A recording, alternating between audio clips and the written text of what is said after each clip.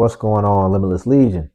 So today we're going to be reacting to a video titled Why Employers Are Scared of Gen Z. So I have not seen this video. I don't even know what that means. So let's just go ahead and get right into it, guys.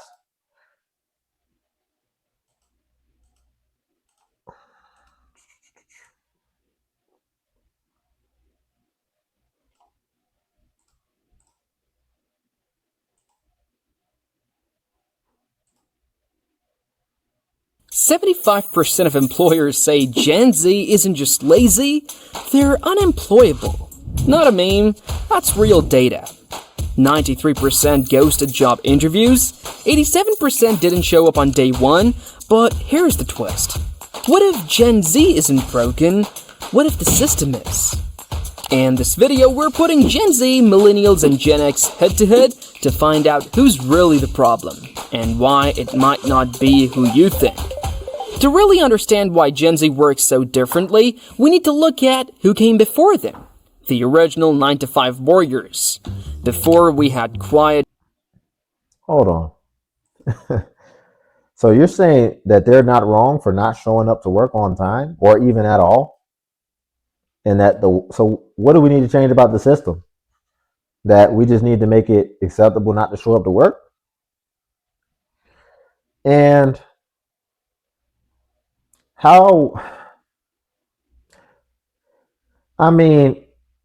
those numbers, people ain't just getting jobs and not showing up now. We're not just going to make it seem like Gen Z is just that degenerate. Or maybe I'm just disconnected. I don't know. Let's see what else they have to say about this. But yeah, I don't know where they're going to go with it as far as what needs to change in the workforce. I know there have been some ideas, and they're not bad for the worker, right? So we don't complain, man. We just adapt, evolve, and we stay flexible like water. So, if things come out that actually benefit us as the person working the job, then, hey, why not? So let's get back into it. Quitting and job hopping, we had Generation X, the silent grinders. Born between 1965 and 1980, Gen X came of age during the rise of corporate America, and they adapted fast. Their work mantra? Put your head down, don't complain, and maybe you'll get a pension. They didn't have LinkedIn. They had fax machines, and networking meant bowling with your boss. And sure, it wasn't glamorous, but it worked. Gen X built careers on discipline, hierarchy, and a shut-up-and-work attitude. If Gen X were the rule followers, Millennials were the dreamers. That the economy woke up real fast. Born between 1981 and 1996, they were told, go to college, chase your passion, and success will follow. Spoiler alert, it didn't. Instead, they graduated into the 2008 financial meltdown with a shiny degree in one hand and a $30,000 debt in the other. So, yeah, that I don't think there's nothing wrong with putting your head down and working, but you also have to feed back into yourself. You can't just give everything to the job now, unless it's given back to you. But if it's not given back to you, then you have to also conserve a little bit of energy for yourself and for your family. Now, about that sold a dream, I definitely think that, yeah, we were sold a dream that you go to college, and when you get out, you'll have a job lined up for you. You'll be able to buy a house. You'll be able to live a good life, and you'll have stability. And it's just part of the world. Don't let anybody tell you or try to predict the future or your future. Ultimately, whatever decision you make, you better stand by that decision. And to truly stand by the decision means that if it doesn't work, that you are willing to take full responsibility. And by full responsibility, sometimes we have to go overtime in order to correct bad decisions that we make, right? So we're going to have to work twice as hard just to dig ourselves out of the hole we put ourselves in, which is the scenario that a lot of people are in today when it comes to these student loan debts, because they weren't given that perfect job. I would even say that most jobs actually, although you think that they would prefer somebody with a degree, they would actually prefer somebody with practical experience that can actually come in and start doing the job from day one and start building from there. Why? Because technology is evolving faster than ever. So you have to have speed today. And speed is going to be very hard when you have to sit here and train somebody up for 6 months to a year just to be able to do the job. Not to mention, you're investing a lot into a person and you never know what they might decide to do. So I think a lot of jobs are preferring people come in already with experience, and they'll take that over somebody that they have to train. And by experience, that just means during the interview, you're able to articulate and use the verbiage, some of the jargon within that field, and show that you do already have some familiarity with what you're getting yourself into. Because I would say a lot of people come out of college and they have no idea what even a day in the life of their chosen field looks like. So let's hear what else they got to say. But when millennials talk about work-life balance, it's less about yoga at lunch and more about I have 3 jobs and a side hustle. Now, meet Gen Z, the generation that thinks fax machines are ancient relics and the idea of working your way up sounds like a scam. These are the people who never knew a world without smartphones, Uber, or TikTok. They were raised on 15-second videos and now they're supposed to stay awake during 90-minute PowerPoint meetings. Gen Z never burned CDs, never waited for dial-up internet. They said something there that kind of made me chuckle a little bit.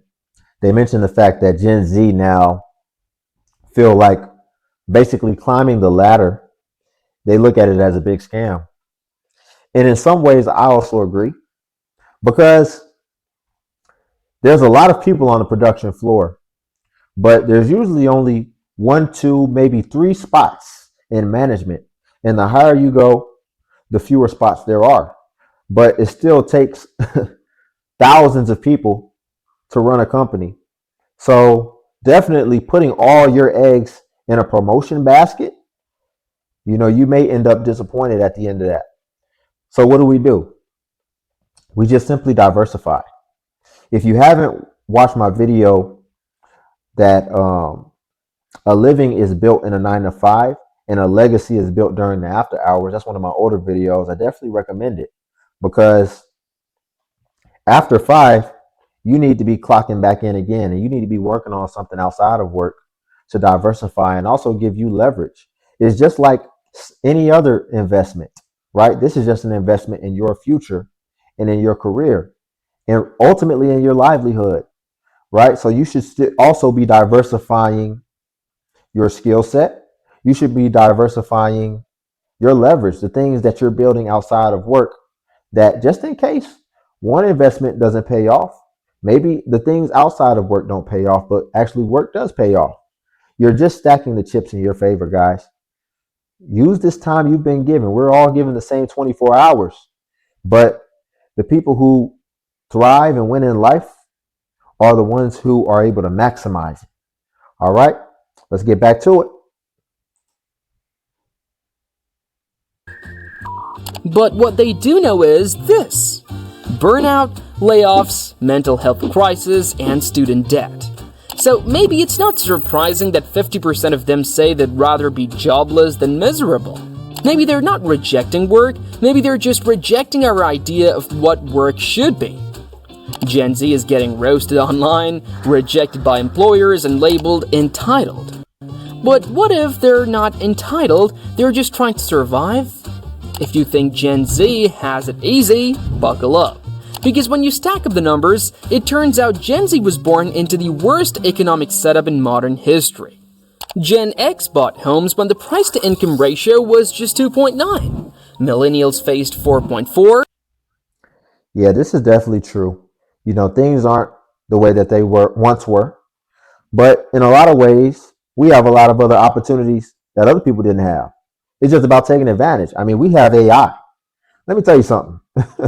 If you have to ask me which one I would prefer, to grow up in one generation where you could buy a nice house for $40,000, or grow up in the generation when AI is around, oh, I'm picking AI.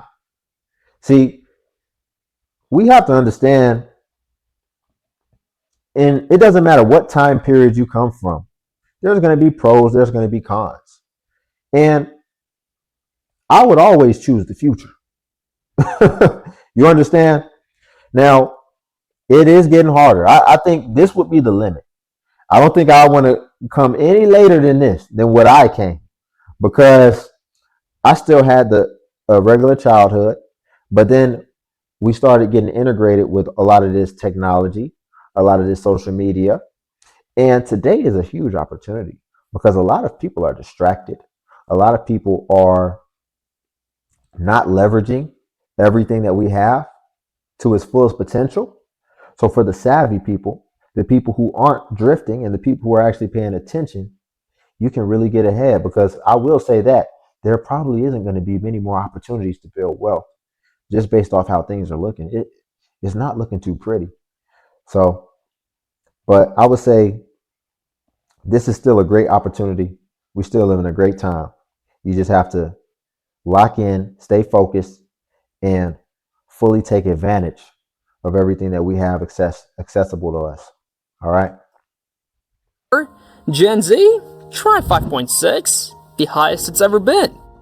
In the 1980s, most students graduated with little to no debt. College cost a fraction of what it does today. Millennials graduated with $30,000 in loans. Gen Z? They're starting careers $38,000 in the red. Still think they're fragile? Or maybe they're the first to say, Nah, I think it's more than that.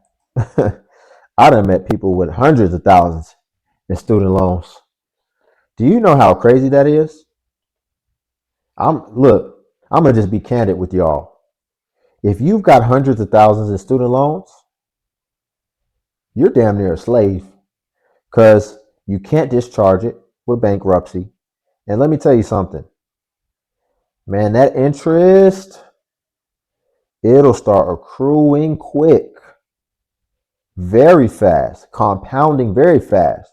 Let me tell you something, $200,000 can turn to $1,000,000 like that, especially with them interest rates on them student loans. So yeah, that's a problem. That's a big problem. And what I would say too, make sure, man, you're vetting your partners when it comes to relationships. That's information that you need to know. We got people out here asking about what's your credit score. Fuck a credit score.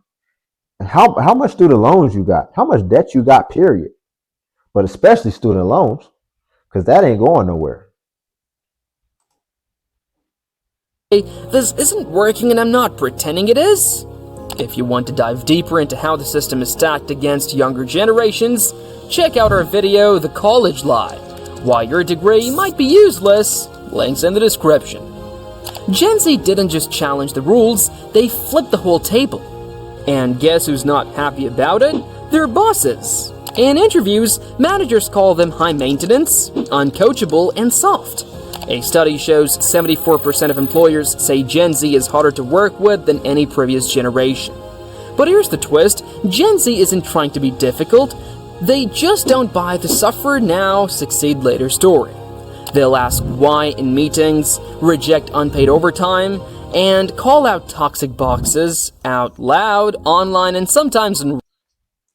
So we'll end it there, guys. But here's what I'll say to my closing thoughts, right? I don't think Gen Z is a bad thing, especially for people who are out here working. I think that it's necessary. I look at life like it's an ecosystem. And if you don't know, I love Star Wars. So Gen Z, in my opinion, is just restoring balance in the force, right?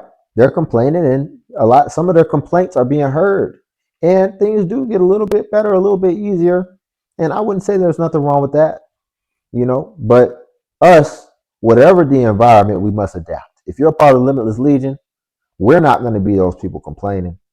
We're just going to be getting our outcomes however we got to get it. No matter what, we're going to put them points up on the board one way or the other. We're going to push through it, and we're going to continue investing in ourselves and diversifying, like I mentioned. And eventually, we're going to find ourselves to the promised land, and we're going to have leverage, and we're going to live a great life, a wonderful life, a splendiferous life. But, guys, subscribe if you want to join the Limitless Legion, like I mentioned. Also, I need you to like the video. That's got to be automatic, guys. Algorithm slowing down on your boy. Cash App link in the description. divineXunbound on all platforms.